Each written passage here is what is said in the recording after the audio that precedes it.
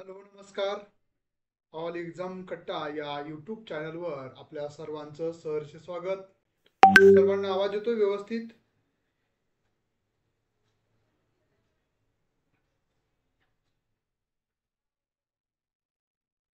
Hello.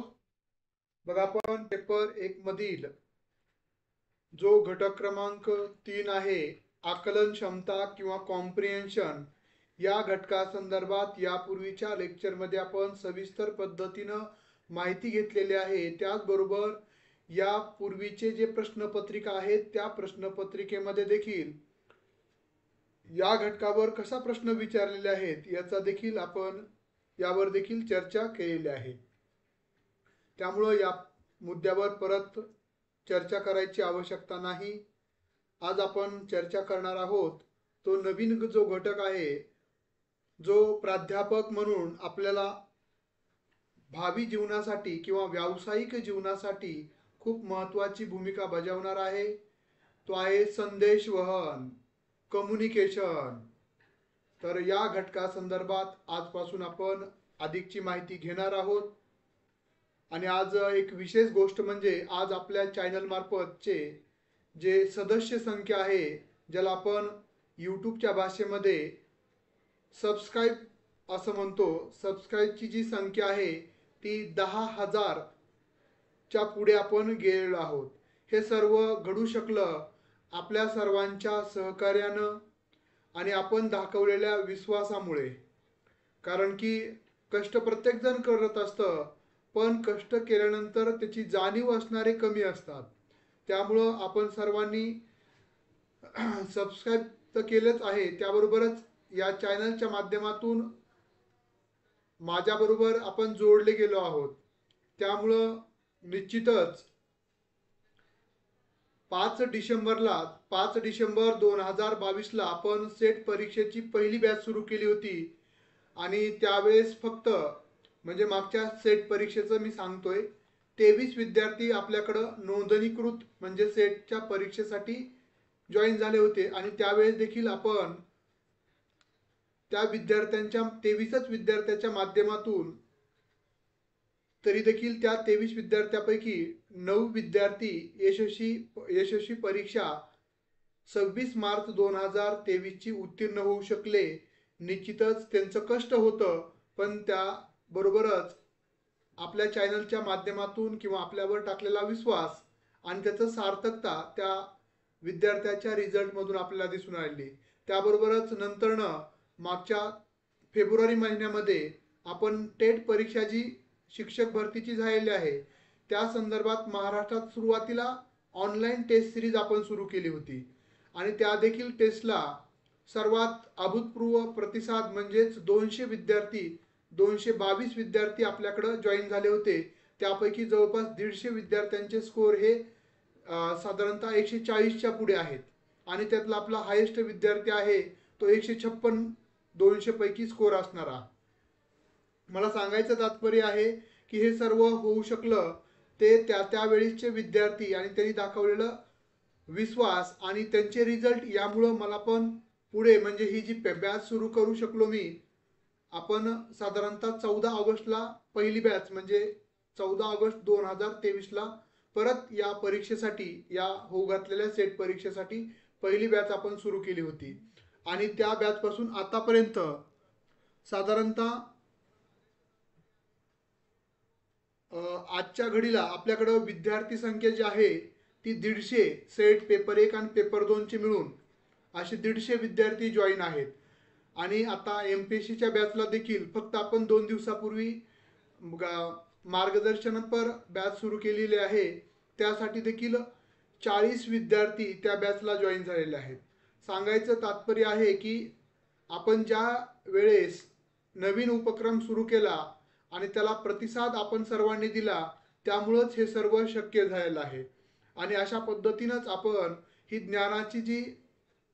ज्ञानाचा जो यज्ञ आहे आपल्या मार्फत पुढे जात आहे. आणि आपण देखील अशा पद्धतीनं पुढे, जसं तुम्ही प्राध्यापक झाल्यानंतर ज्या पद्धतीनं मी यापूर्वी पण सांगत आलोय की माझं मिशन काही यातून व्यवसाय उभा करणं किंवा वेगळं काहीतरी अस्तित्व निर्माण करणं असं नाहीये, तर आपल्या शुद्ध विचारांची एक पिढी शिक्षणाच्या माध्यमातून निर्माण व्हावी आणि या पिढीनं म्हणजे महाराष्ट्रातील प्रत्येक विद्यापीठामध्ये आपल्या क्लासचा विद्यार्थी हा प्राध्यापक म्हणून कार्यरत असावा या भावनेनं आपण हा क्लास सुरू केला होता. त्याला आता ही दुसरी सेट परीक्षा आहे आणि मी अपेक्षा करतो की या सेट परीक्षेमध्ये सर्व पेपर 1 चे पेपर 2 चे मिळून जरी 150 विद्यार्थी असतील तरी 100% विद्यार्थी आपले कसे क्वालिफाय होतील हे तुमच्यावर अवलंबून आहेत. आणि मला विश्वास आहे की यापैकी बरेच विद्यार्थी सक्रियतेनं म्हणजे ज्या वेगानं मी पळण्याचा प्रयत्न करतोय अगदी त्याच वेगानं तुम्ही देखील अभ्यासामध्ये सक्रिय आहात. ही सक्रियता तुमची सेट परीक्षा जी 7 तारखेला होऊ घातलेली 7 एप्रिलला तोपर्यंत तेवत ठेवणं हे माझं काम समजतो आणि त्या दृष्टिकोनातून आज आपण पुढे जाणार आहोत. त्याबरोबरच आजच टेस्ट सिरीज इंग्लिश विषयाची पेपर 2 ची टेस्ट सिरीज लॉन्च केलेली आहे. त्यानंतरनं आपण जसं की बाकीचे जे आपले विषय राहिलेले आहेत पेपर 2 चे टेस्ट एकही झालेले नाहीये त्या देखील याच आठवड्यामध्ये त्याचं काम आपण दिलेलं आहे. त्यांच्याकडून काम अपडेट आपल्याला दर दिवस एक टेस्ट सिरीज आपण सुरू करणार आहोत. म्हणजे एक टेस्ट सिरीज तुम्हाला मिळणार आहे पेपर 2 ची पण. याचा सर्वांचा एकच उद्देश आहे की तुम्हाला जेवढं होईल तेवढं परीक्षाभिमुख म्हणजे परीक्षेच्या चष्म्यातून तुम्हाला फायदा घडून आणणारं असं मटेरियल तुमच्या समोर मांडण्याची माझी भूमिका आहे. त्यामुळं आपण क्लास काही विद्यार्थी पहिल्या बॅचचे जवळपास 6 महिने होतोय आपण माझ्याशी जोडलेलो आहोत. तुम्ही पण पाहिलं असेल दिवाळीचा सण असेल किंवा कोणतंही माझं खरंच खूप अडचणीचं काम असेल तरच मी आपल्या क्लासला रजा दिलेली म्हणजे सुट्टी घेतलेली. अन्यथा 14 ऑगस्ट पासून जे काही विद्यार्थी असतील माझ्या मते रोशन सर पूर्वा मॅडम असतील त्यानंतरनं अनेक विद्यार्थी आहेत जे 6 महिन्यापासून बॅचच्या माध्यमातून माझ्याशी जोडलेले आहेत. पहिल्या दिवसापासून जे सातत्य आहे तेच सातत्य आज देखील आपण 6 महिन्यापर्यंत पाहत आहोत. म्हणजे सांगण्याचं तात्पर्य आहे की या तळमळीने आपण सुरू केलेलं आहे त्या तळमळ तुमच्यामध्ये पण असावी आणि तुमच्या तळमळीतूनच तुमचे रिझल्ट येणार आहेत. तुमचं रिझल्ट येणं म्हणजे तेच माझं महत्त्वाचं गिफ्ट असेल किंवा महत्त्वाचं क्लासचं सार्थकता असेल.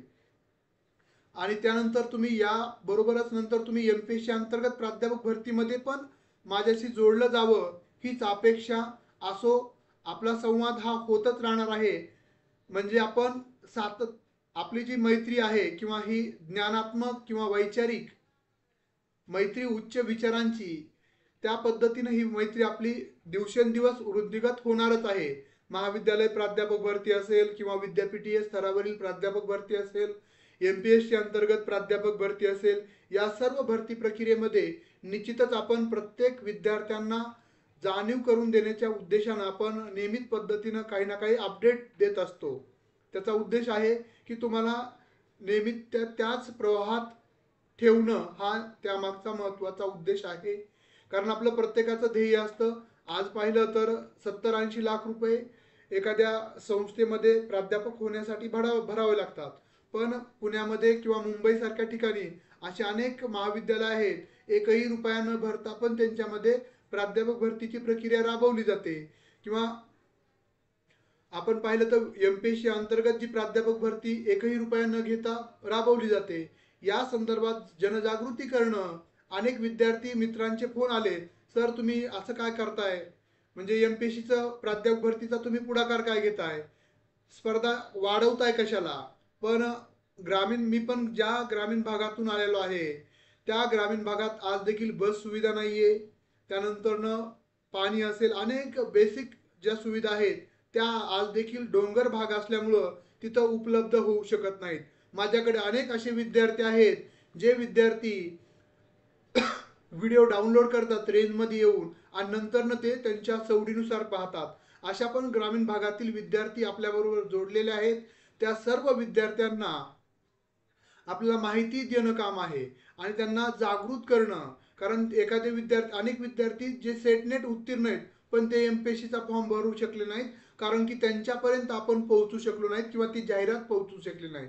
अशा सर्व तळागाळातील विद्यार्थ्यांना आपल्यामार्फत माहिती पुरवावी किंवा आपल्यामुळं आपण जागृत केल्यामुळं तो विद्यार्थी जागृत होऊन त्याची जे त्याच्याकडची ॲबिलिटी आहे, त्याच्याकडची क्षमता आहे, ती क्षमता पुरेपूर वापर करील या उद्देशानं आपण प्रत्येक गोष्ट आपण पुरवण्याचा प्रयत्न करत असतो. हे सातत्यपूर्ण काम आपलं चालूच असणार आहे. चालेल. चला तर मग आपण आपल्या ह्याला सुरुवात करूयात. आणि तुमच्या माध्यमातून परत एकदा सांगायचं आहे की जर तुमचे मित्रमैत्रिणी कोण जे पेपर 1 किंवा पेपर 2 ची तयारी करत असतील तर आपल्या टेस्ट सिरीज पण आपण सर्वच पेपर 2 च्या या आठवड्यात तुम्हाला मिळून जातील. म्हणजे दर दिवस एका पेपरची टेस्ट तुम्हाला मिळत राहणार आहे.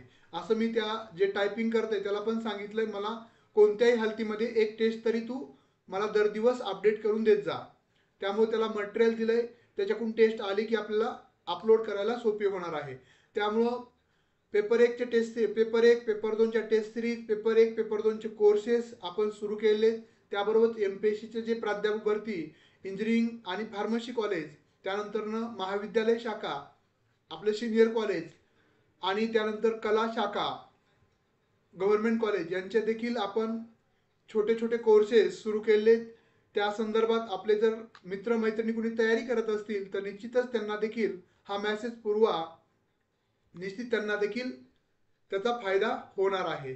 चला तर मग आपण सुरुवात करूया. संवाद कौशल्य आजचा विषय पण किंवा आजचा घटक ही आहे संदेश वहन, मेसेज फॉरवर्ड आणि रिप्लाय मिळवणे. म्हणजेच संवाद हा दोन मार्गी असतो. जसं तुमचा आणि माझा घडतोय त्या पद्धतीनं तुम्ही मेसेजद्वारे रिप्लाय देताय, फीडबॅक देताय, मी व्हॉइस म्हणजेच आपण बोलण्याच्या माध्यमातून, शब्दाच्या माध्यमातून आपला संवाद हा सुरू आहे.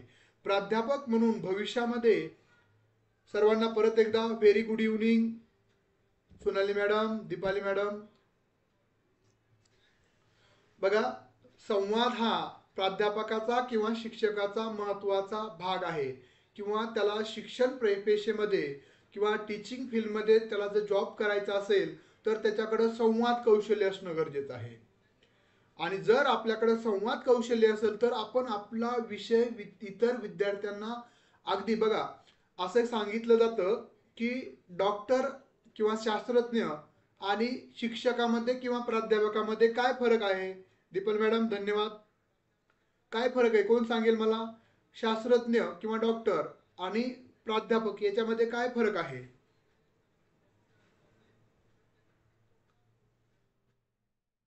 ज्योती मॅडम व्हेरी गुड इव्हनिंग.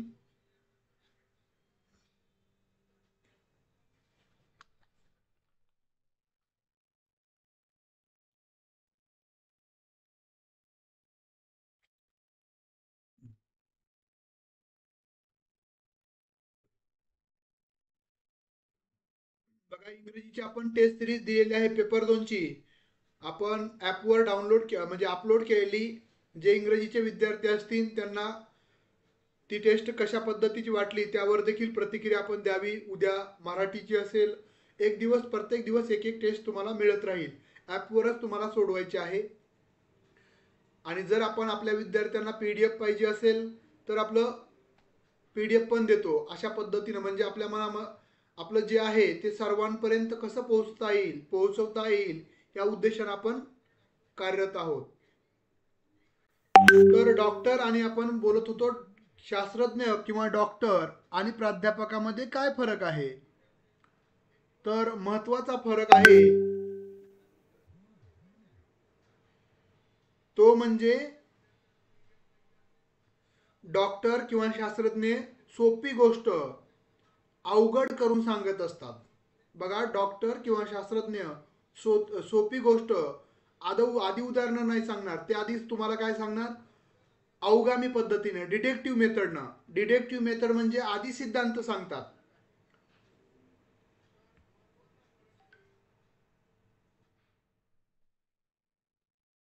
बरोबर आहे रोशन सर.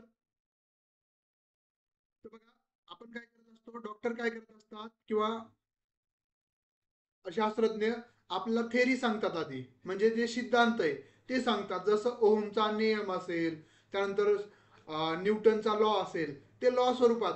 आणि शिक्षक काय सांगतात? तेच जे नियम आहेत, म्हणजे ओहम्स लॉ असेल किंवा न्यूटन लॉ असेल, ते तुम्हाला आधी उदाहरणं सांगतील. म्हणजे डॉक्टर आणि शिक्षकामध्ये एवढा फरक आहे.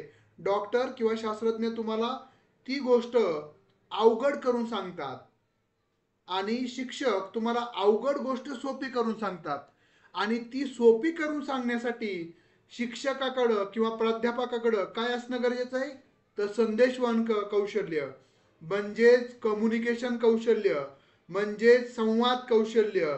जर संवाद कौशल्य चांगलं असेल कुणाचं? शिक्षकाचं, प्राध्यापकाचं, तर तो प्राध्यापक, तो शिक्षक विद्यार्थ्याला कोणतीही अडचण, कोणतीही समस्या सोप्या पद्धतीनं, सोप्या उदाहरणं, दाखल्यांच्या माध्यमातून तो त्या विद्यार्थ्याच्या गळी उतरवू शकतो. बरोबर आहे का मी म्हणतोय ते? त्यामुळं आपण भविष्यामध्ये प्राध्यापक होणार आहात. प्राध्यापक झाल्यानंतरनं आपल्याला संवाद विद्यार्थ्याबरोबर साधायचा आहे. आपला जो आशय आहे तो विद्यार्थ्याबरोबर शेअर करायचा आहे आणि विद्यार्थ्याला समजेल, रुचेल, पचेल अशा भाषेमध्ये. जर विद्यार्थी ग्रामीण भागातला असेल तर त्या विद्यार्थ्याला ग्रामीण भागातील उदाहरणं देऊन आपल्याला तो आशय त्याच्या गळी उतरवायचा आहे. विद्यार्थी शहरी भागातला असेल तर आपण कोणत्याही भागातला असता, म्हणजे आपण प्राध्यापक किंवा शिक्षक कोणत्या भागातला असलात तरी तुम्हाला त्या ज्या एरियामध्ये तुम्ही अध्यापन करणार आहात त्या एरियातीलच तुम्हाला अध्ययन अनुभव, लर्निंग एक्सपिरियन्स देणं गरजेचं आहे. त्या विद्यार्थ्याला आपण आपलेसे करणं, त्याच्या भाषेमध्ये ज्ञान देणं, म्हणजे त्याला समजायला, आपलेसं वाटायला सोपं जातं. बरोबर आहे. त्यानंतर दुसरं एक उदाहरण जर सांगायचं झालं, बघ आपण म्हणतो की ज्ञान आपण ज्यावेळेस आपण देत असतो, प्रत्येक जण शिकवतो. बघा तुमचा एक स्वतःचा अनुभव सांगतो मी, की आपल्याला सर्व शिक्षक आपल्या लक्षात राहत नाहीयेत. काही विशिष्ट शिक्षकच आपल्या लक्षात राहतात. का? कारण त्यांची अध्यापनाची जी पद्धत आहे ती वेगळी असते. तुम्हाला रुचते, तुम्हाला पचते, तुम्हाला तुमच्यासारखी वाटते. जर कोणत्याही विद्यार्थ्याला तुम्ही शिक्षक म्हणून, प्राध्यापक म्हणून जर समोर गेलात तर तो विद्यार्थी तुम्हाला ऍक्सेप्ट करणार नाहीये. ज्यावेळेस तुम्ही त्या विद्यार्थ्याबरोबर, तो विद्यार्थी आपल्यातीलच एक आहे किंवा आपण एक विद्यार्थ्याच्या दशेतून किंवा विद्यार्थ्याच्या दृष्टिकोनातून ज्यावेळेस उदाहरणं दाखलं द्याल त्यावेळेस विद्यार्थ्याला समजणार आहे. म्हणजे आपण जर लहान मुलाला,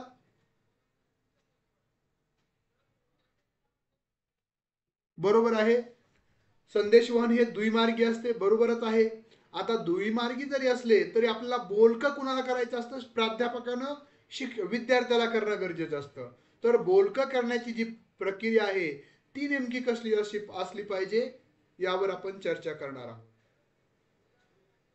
बघा शिक्षण क्षेत्रामध्ये आधी सुरुवातीला हा घटक आपल्या अभ्यासक्रमामध्ये सेट नेटमध्ये का समावेश केला याची पार्श्वभूमी नेमकी काय आहे ती सुरुवातीला समजून घेऊयात. नंतर आपण त्याच्यावर सविस्तर चर्चा करूयात. बघा शिक्षण क्षेत्रामध्ये संदेशवहन प्रक्रियेला खूप महत्वाचे स्थान आहे. का बरं महत्वाचं स्थान आहे? तर शिक्षणात अध्ययन व अध्यापन म्हणजे लर्निंग आणि टीचिंग ही द्विमार्गी प्रक्रिया यशस्वी होण्यासाठी, आता शिक्षक खूप घसा कोरडा पडेपर्यंत बोलतोय, सांगतोय, पण विद्यार्थी ऐकून घेत नाहीत. अर्थ आहे का त्या संदेशवहनाला? अध्ययन अध्यापन होणार आहे का? नाही होणार.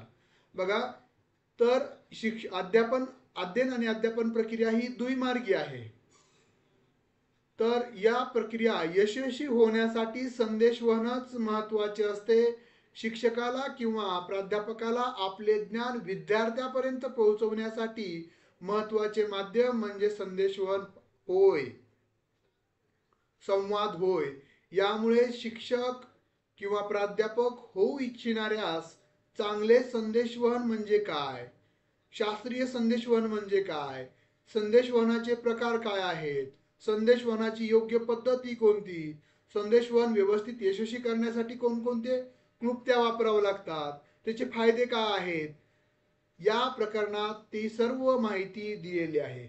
म्हणजे संदेशवहन हा घटक आपल्यामध्ये शास्त्रशुद्ध पद्धतीनं संवाद कसा साधला जावा याबाबत माहिती, पुरेपूर माहिती मिळवण्यासाठी हा घटक सेट परीक्षेच्या पेपर 1 मधील 4थ्या घटकामध्ये समावेश केलेला आहे. याचा उद्देश आपल्या सर्वांना समजला. उद्देश समजला म्हणजे आपल्याला का कुठे जायचं हे निश्चित आपण ठरवू शकतो. तर बघा, संदेशवहन, कम्युनिकेशन. संदेशवहन या शब्दाला पर्यायी शब्द म्हणजे संप्रेषण होय. बरोबर आहे. आज मानवी जीवनात संप्रेषणाला खूप महत्व प्राप्त झालेलं आहे. बघा, आपण म्हणतो बघा, म्हणजे एक उदाहरण आहे मराठी भाषेमध्ये, जे बोलतं त्याचे आंबाडी किंवा आपण माती ऐकती, आणि जे बोलत नाही, आपल्या प्रॉडक्ट विषयी किंवा आपल्या ज्ञानाविषयी सांगत नाही, त्याचं गहू पण विकत नाही असं म्हटलं जातं. बाजारामध्ये जे बोलतं त्याची माती विकते आणि जे बोलत नाही त्याचं गहूही विकत नाही. का? प्रत्येकाकडे ज्ञान असतं पण ती मांडण्याची पद्धत वेगळी असते. आपल्या समोर असणाऱ्या विद्यार्थ्यांना समजेल.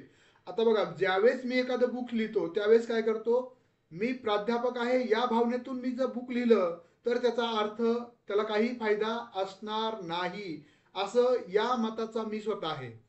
मी जे 4 बुक लिहिलेले आहेत त्या सर्व 4 बुकमध्ये, त्या प्रस्तावनेमध्ये तुम्ही वाचलं पण असेल की प्रत्येक बुकच्या खाली सुरुवातीला आम्ही मान्य केलेलं आहे की हे जे बुक लिहिलेले आहेत हे विद्यार्थी समोर ठेवून, किंवा विद्यार्थ्यांना काय अपेक्षित आहे, विद्यार्थ्याला कोणत्या संकल्पना अवघड जातात, कोणत्या संकल्पना कठीण वाटतात, विद्यार्थ्याच्या चष्म्यातून पाहून मी बुक्स लिहिलं. सांगायचं तर मग अशा पद्धतीने काय होईल, जर तुम्ही त्या दृष्टिकोनातून जर पुस्तक लिहिलं तर विद्यार्थ्याला समजेल. नाहीतर मी म्हणजे हुशार आहे या भावनेतून जर आपण लिहिलं तर याचा फायदा विद्यार्थ्याला होणार नाहीये. त्यामुळं आपण ज्यावेळेस संवाद साधतोय बघा, म्हणजे मोठेपणा म्हणून नाहीये, पण आपण ज्यावेळेस असे शिक्षक आपल्याला आवडतात जे तुम्हाला विद्यार्थ्याला समजून घेतात, विद्यार्थ्याला आपलंसं करतात सुरुवातीला. बघा, आपण डॉक्टरकडे जा, शिक्षकाकडे जा, कोणत्या शिक्षकाकडे किंवा कोणत्या प्राध्यापकाकडे गर्दी असते.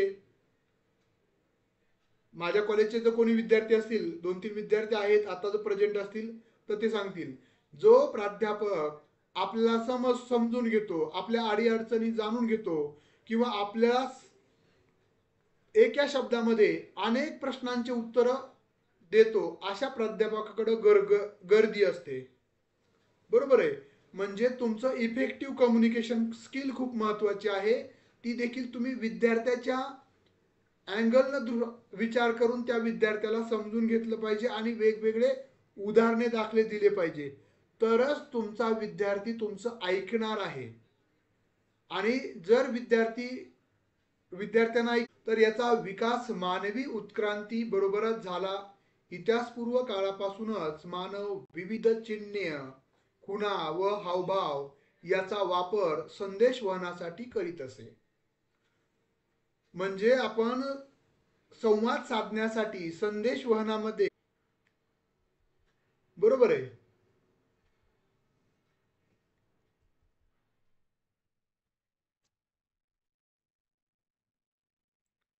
सुरू आहे का? नाहीये. तर पूर्वीपासून, प्राचीन काळापासून आपण जर लेण्या पाहिल्या, त्या लेण्यामध्ये बोलके शिल्पे आहेत. म्हणजे शिल्प म्हणजे दगडावर कोरलेलं चित्र, त्यानंतर प्रतिकृती आहेत, पुतळे आहेत, त्यानंतर प्राण्यांच्या कातड्यावरील मजकूर ही संकल्पना विकसित झाली आहे. यासाठी दृकश्राव्य साधने, भ्रमणध्वनी, फॅक्स, तसेच महाजाल म्हणजे इंटरनेट इत्यादी नवीन संदेशवहनाच्या माध्यमामुळे याला नवीन भूमिकेत नेले आहे. म्हणजे आता जी संदेशवहनाची उत्क्रांती झालेली आहे, संदेश वहन जो, म्हणजेच आता आपण पाहिलं तर आता आपल्याला कुणाला बोलायचंय, आपण एका मिनिटामध्ये फोन लावू शकतो. म्हणजे संदेश वहनाचे जे साधने आहेत, जसं भ्रमणध्वनी म्हणजे मोबाईल असेल, फॅक्स असतील, आता आपण जर पाहिलं व्हिडिओ कॉल दृकश्राव्य साधन आहे संदेशवहनासाठी. हे सर्व इंटरनेटमुळं आता सर्व सुविधा आपल्याला उपलब्ध होत आहेत. आज संदेशवहनाच्या विविध माध्यमामुळे आपल्याला जवळपास 70 ते 75% वेळ हा वेगवेगळ्या प्रकारच्या संदेशवहनासाठी खर्च होत आहे. जसं आपण बघा, आता ऑनलाईन लेक्चरच्या माध्यमातून तुम्ही देखील संदेशवहन आपलं वहनाच्या माध्यमातूनच, म्हणजे इंटरनेटच्या माध्यमातून तुम्ही पाहू शकताय, मी पण इंटरनेटच्या माध्यमातून तुमच्यात आणि माझ्यात हा सुरळीत संवाद अतिशय जिल्हा, त्यानंतर राज्य, देश अशा पद्धती याच्या भिंती तोडून हा संवाद चालू आहे.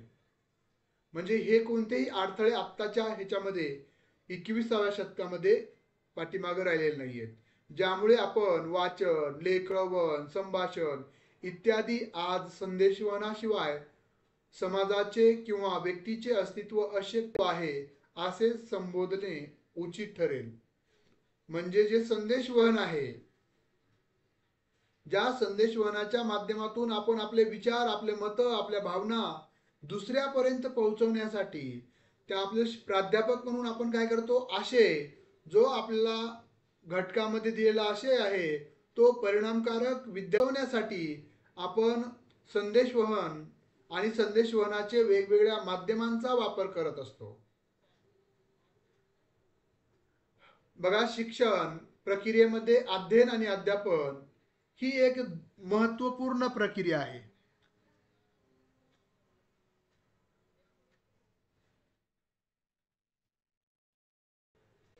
तो आवाज ब्रेक होताना जाणवत आहे. तर बघा, संदेशवहन प्रक्रियेमध्ये अध्ययन आणि अध्यापन, शिकवणे आणि शिकणे ही जी प्रक्रिया आहे, ही प्रक्रिया व्यवस्थित आणि सुरळीत आणि परिणामकारक होण्यासाठी अध्यापन म्हणजे एक प्रकारचे संदेशवहनच आहे. सहभागी होतो तेव्हा आपण अध्ययन झालं असं म्हणतो, बरोबर आहे. अध्ययन झालं आहे असं म्हणतो. थोडक्यात काय तर संदेशवहन ही एक विद्यार्थी केंद्रित प्रक्रिया आहे, ज्यामध्ये अध्ययन आणि अध्यापनाची ध्येय, मनातील शंका किंवा तुम्हाला समजलं आहे का नाही समजलं, म्हणजे संदेशवहन परिणामकारक होण्यासाठी मला निश्चितच तुमचं समाधान झालं तर त्याचा फायदा तुम्हाला तो कायमस्वरूपी अध्ययन होणार आहे, बरोबर आहे. म्हणजे तुम्ही कधीही ते विसरू शकणार नाहीयेत.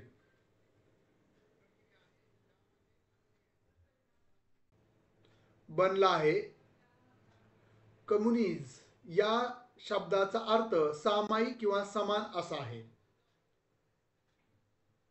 थोडक्यात कम्युनिकेशन म्हणजे सामायिक विचारांची, अनुभवांची देवाणघेवाण करण्याची प्रक्रिया म्हणता येईल. म्हणजे संवादामध्ये समान पातळीवरील, बरोबर आहे सोनाली मॅडम.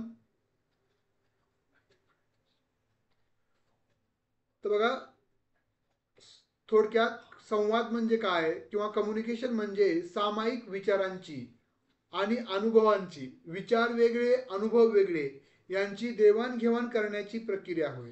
जसं आता प्राध्यापक म्हणून किंवा शिक्षक म्हणून आपल्यापेक्षा जास्त अनुभव संपन्न व्यक्ती आपल्याला मार्गदर्शन करत असतात. त्यातून त्यांचे अनुभव, त्यांचे विचार आपण आत्मसात करून ते अंगीकारण्याचा प्रयत्न करत असतात. त्यातून आपल्यामधील संवाद हा घडून येत असतो. आपण जर पाहिलं तर संदेशवहनामध्ये फक्त आपण बोलत असतो का? बघ, आपण पुतळ्यासारखं थांबलोय आणि आपण बोलतोय, विद्यार्थ्यावर त्याचा काही परिणाम होईल का?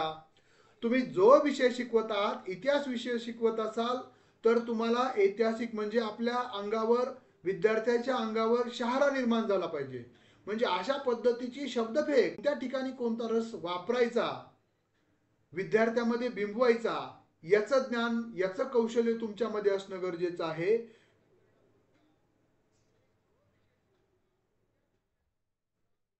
तर सांगण्याचं तात्पर्य आहे की संवाद, संप्रेषण हे अध्यापन आणि अध्ययन प्रक्रियेमध्ये महत्वाची भूमिका बजावत असतात आणि हे घडून येण्यासाठी फक्त शब्दांचाच वापर केला जात नाही, तर या ठिकाणी खुणा, चिन्हे, चित्र, हावभाव आणि लिखित साहित्य यांचा देखील संप्रेषणामध्ये सहभाग किंवा याचा देखील उपयोग, वापर केला जातो. संदेशवहनातून प्रामुख्याने एखाद्या व्यक्तीचे मत, व्यक्तीची कल्पना, व्यक्तीचा सिद्धांत, व्यक्तीचे तत्व अपेक्षित असतं. म्हणजे संदेशवहनामध्ये, कम्युनिकेशनामध्ये एका व्यक्तीकडून त्या एका व्यक्तीचे, जसं आपण संत, त्यानंतर जे उच्च ज्ञानी व्यक्ती आहेत त्यांचे विचार आपण वेगवेगळ्या ग्रंथाच्या स्वरूपामध्ये किंवा वेगवेगळ्या व्हिडिओच्या माध्यमातून ऐकत असतो, त्याचा अंगीकार करत असतो. ते आपल्याला ऐकायला मिळण्यासाठी आपण काय करत असतो, म्हणजे संदेशवहनातून प्रामुख्याने एखाद्या व्यक्तीचे मते, कल्पना, सिद्धांत, तत्व इत्यादी विचार, संदेश इत्यादी दुसऱ्या व्यक्तीपर्यंत पोहोचवणं संदेशवहनामध्ये. संदेशवहन ही एक अशी प्रक्रिया आहे ज्यामध्ये दोन किंवा अधिक व्यक्तीमध्ये विचारांची, ज्ञानांची, माहितींची देवाणघेवाण होऊन त्या व्यक्तींना एखाद्या विशिष्ट घटनेबाबतचे आकलन होत असते. बघा, संदेशवहनामध्ये काय अपेक्षित असतं, आपला प्रश्न विचारला जाऊ शकतो. संकल्पनावर आधारित जर प्रश्न विचारला तर संदेशवहन ही द्विमार्गी प्रक्रिया आहे. दुमत नाही आमचं, द्विमार्गी प्रक्रिया आहेच. पण या संदेशवहनामध्ये किती व्यक्ती असणं गरजेचं आहे, तर कमीत कमी 2 व्यक्ती असणं गरजेचं आहे.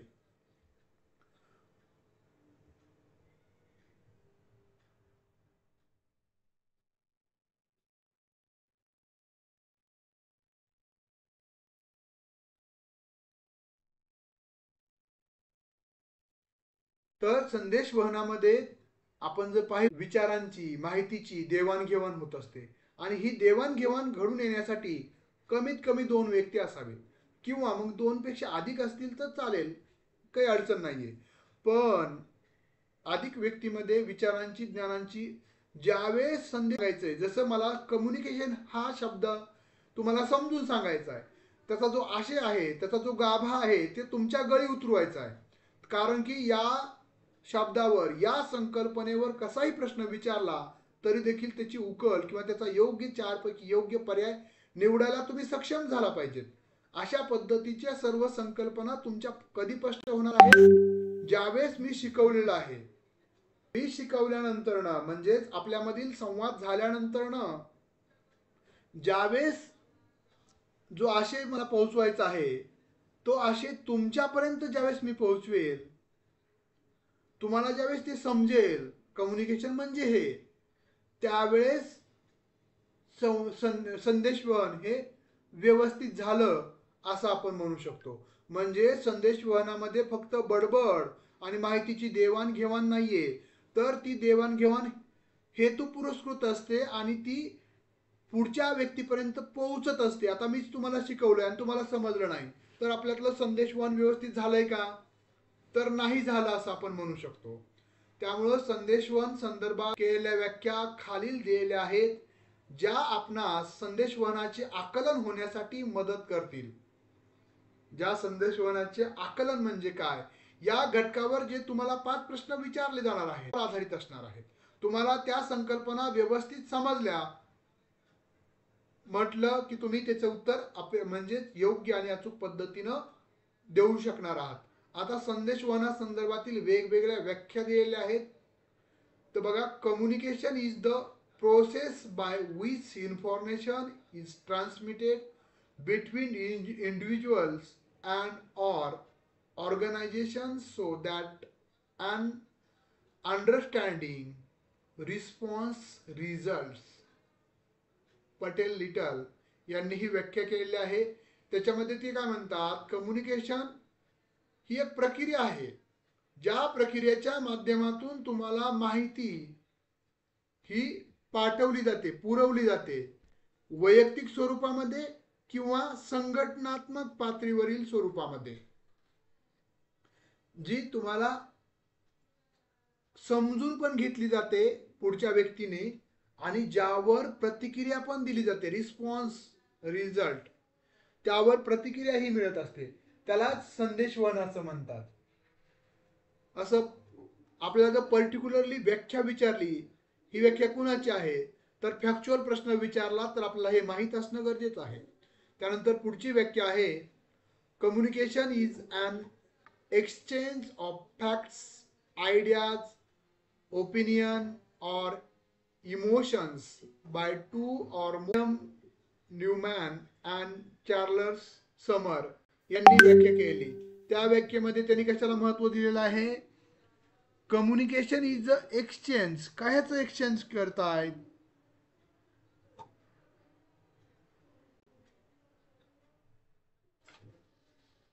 तर फॅक्ट्स फॅक्ट्स आयडियाज, ओपिनियन्स, त्यानंतर तत्वे, कल्पना आणि मते दोन व्यक्ती किंवा अनेक व्यक्तीपर्यंत पोहोचवणं म्हणजेच कम्युनिकेशन होय. कम्युनिकेशन काय आहे, त्यातून काय होणार आहे, तत्व, कल्पना आणि ओपिनियन म्हणजे आपलं मत आणि आपल्या भावना या एका व्यक्तीकडून दुसऱ्या व्यक्तीपर्यंत किंवा अनेक व्यक्तीपर्यंत पोहोचवण्याचं काम हे याच्या माध्यमातून केलं जाणार आहे. कम्युनिकेशनच्या माध्यमातून केलं जाणार आहे. समजलं? म्हणजे संदेशवहन म्हणजे दोन किंवा अधिक व्यक्तींनी माहिती, कल्पना, मते किंवा भावना याविषयी परस्परांनी केलेली देवाणघेवाण होय. तर पुढची व्याख्या आहे कम्युनिकेशन मीन्स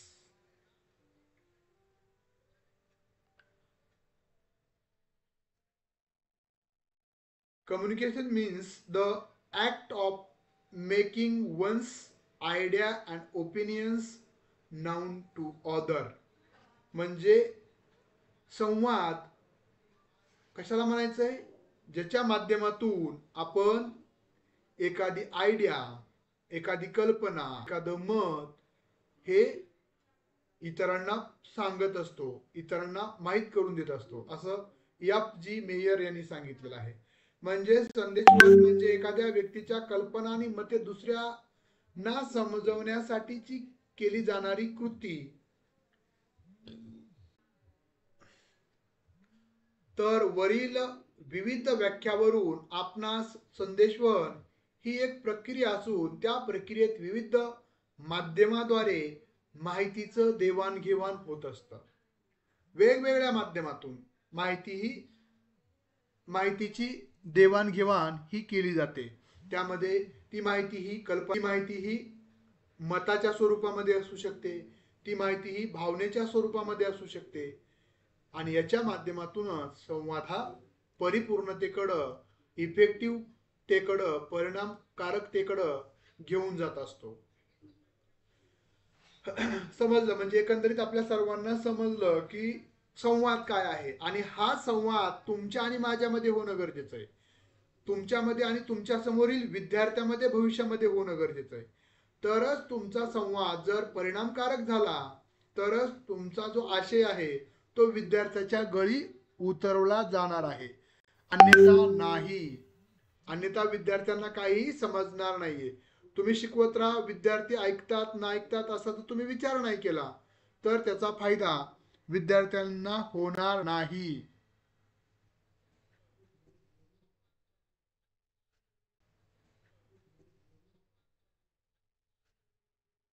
तर पुढचं आहे संदेशवहन ही एक नैसर्गिक प्रक्रिया आहे. का बरं नैसर्गिक प्रक्रिया आहे, काय मत आहे? म्हणजे बघा, आपण जसं लहान मुलं आहे ते बघा टप्प्याटप्प्याने बोलायला शिकतं, संवाद साधायला शिकतं, आधी बोबडं नंतर व्यवस्थित, म्हणजे नैसर्गिकतेनं. त्याला कुठं कृत्रिमता असते का? नाही. संदेशवहन ही द्विमार्गी प्रक्रिया असली तरी देखील ती एक नैसर्गिक प्रक्रिया आहे. कारण यामध्ये एखाद्या व्यक्ती आपले विचार दुसऱ्यापर्यंत पोहोचवण्यासाठी धडपडत असतो. यातूनच तो विविध माध्यमाच्या आधारे तो आपले विचार इतर व्यक्ती किंवा व्यक्तिसमूहापर्यंत पोहोचवतो. ज्या पद्धतीने मी हे काम करत आहे, जर आपण फिजिकली जर अध्ययन करू म्हणजे सेटचे बॅच सुरू करू शकलो असतो का? नाहीये, हे शक्यच नव्हतं. पण हे का शक्य झालं? कारण की ऑनलाईन स्वरूप माध्यम मिळालं. त्यानंतर आता आपण जर पाहिलं तर ऍपच्या माध्यमातून, म्हणजे ह्या डिजिटल प्लॅटफॉर्ममुळं तुमचा आणि माझा संवाद होऊ शकला. म्हणजे याला माध्यम म्हणून आपण नवीन तंत्रज्ञानाचा वापर केला, याचा आपल्याला फायदा झाला. त्यानंतर व्यक्ती आपले ज्ञान, विचार, संकल्पना इतरांना देण्याची जी धडपड करतो ही देखील नैसर्गिकच असते. म्हणजे आपल्याला बोलायचं असतं, आपल्याला सांगायचं असतं, आपल्याला व्यक्त व्हायचं असते, आपले विचार इतरांना वाटायचं असतं. पण वाटण्यासाठी माध्यम पाहिजे. जसं वर्गात विद्यार्थीच येत नाहीयेत, 5 विद्यार्थी काय बोलणार, तुम्ही किती बोललात आता आपल्याकडे 150 ऍडमिशन आहेत, आता 23 ऑन लाईव्ह आहेत. पेपर म्हणजे पहिल्या बॅचचे आणि दुसऱ्या बॅचचे विद्यार्थी. तात्पर्य आहे की इतरांना म्हणजे आपण जरी सांगत असलो पण हे म्हणजे हे जे रेकॉर्डेड राहतंय आणि ते आपण ऍपला डाउनलोड करू शकत असल्यामुळं तुम्हाला हे लेक्चर कधी आणि किती वेळेसही पाहता येतं. ही एक नवीन तंत्रज्ञानाचा खूप महत्वाचा फायदा आहे. मानवी आदान प्रदान करण्याचे नैसर्गिक प्रवृत्ती आहे, म्हणजे आपण विचारांची ज्यामुळे संदेशवहन सहजासहजी घडून येते. त्यानंतर आपल्या पूर्वजांनी विविध माहिती ज्ञान त्यांच्या कोणत्याही स्वार्थाविना आपणास उल्लंघन झालंय उपलब्ध करून दिलेला आहे. या ठिकाणी जो शब्द आहे तो करून दिले आहे, म्हणजे त्यांच्या नैसर्गिक प्रवृत्तीमधूनच हे घडलं आहे.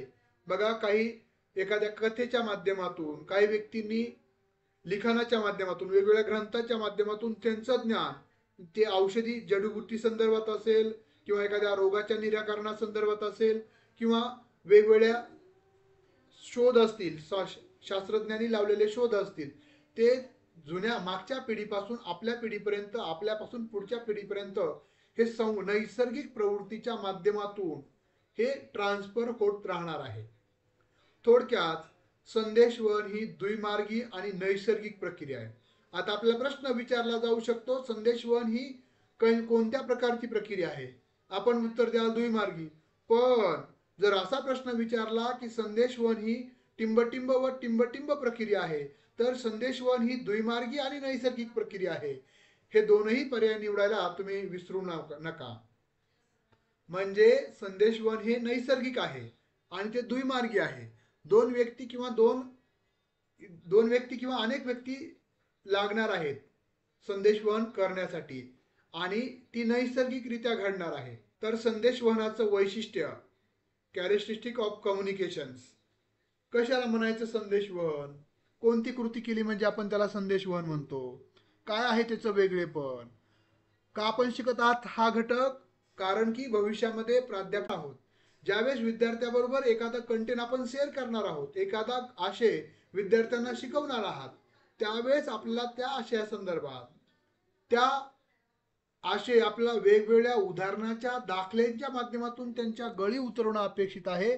त्याच वेळेस आमचं विद्यार्थी ऐकून घेणार आहेत.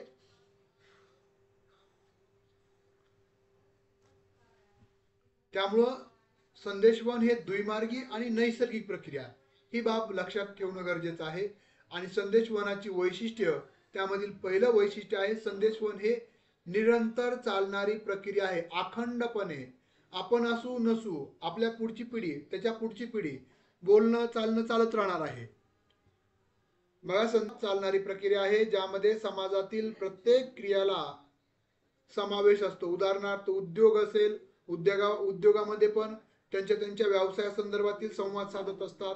अध्ययन अध्यापन प्रक्रिया, आपण आपल्या टीचिंग फील्डमध्ये देखील संदेशवहनाशिवाय आपण पुढे जाऊ शकत नाहीयेत.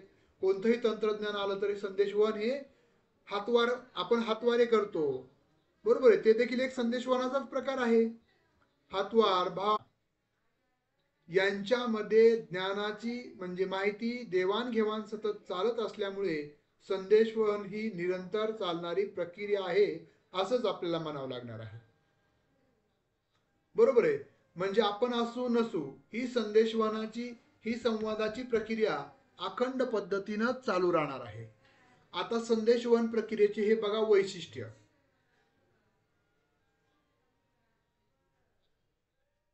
बघा, वरील आकृतीद्वारे संदेशवहनाची द्विमार्गी प्रक्रियेचे आकलन होण्यास आपल्याला मदत होते. का बरं म्हटलं जातं द्विमार्गी प्रक्रिया? याचं नेमकं कारण काय आहे?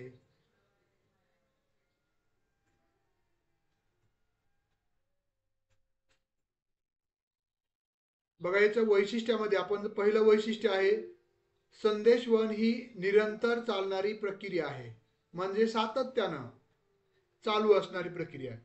बरोबर आहे, यामध्ये कुणाचं दुमत नसणार आहेच सातत्यपूर्ण चालणारी प्रक्रिया. त्यानंतर संदेशवहन ही द्विमार्गी प्रक्रिया आहे. बरोबर आहे, एक व्यक्ती दुसऱ्या व्यक्तीबरोबर किंवा एक व्यक्ती अनेक व्यक्तीबरोबर या संदेशवहनाच्या माध्यमातून संवाद साधत असतो, बोलत असतो, आपले विचार, आपल्या भावना आपले मतांतरे हे लिखित अलिखित स्वरूपामध्ये इतर व्यक्तीपर्यंत पोहोचवण्याचं काम तो करत असतो. त्यानंतर ना संदेशवहनाची विविध साधने आहेत. बघा, संदेशवहनाची जसं आता तुमचा आणि माझा संदेशवहन होतंय, कोणतं साधन आहे? यूट्यूब आणि मोबाईल, नेट, हे इंटरनेट म्हणजे टेक्निकल साधने आहेत. आपण ज्या तुमच्यात आणि माझ्यात जे संदेशवहन आता घडत आहे, त्याला कोणकोणती साधनं वापरलेले आहेत?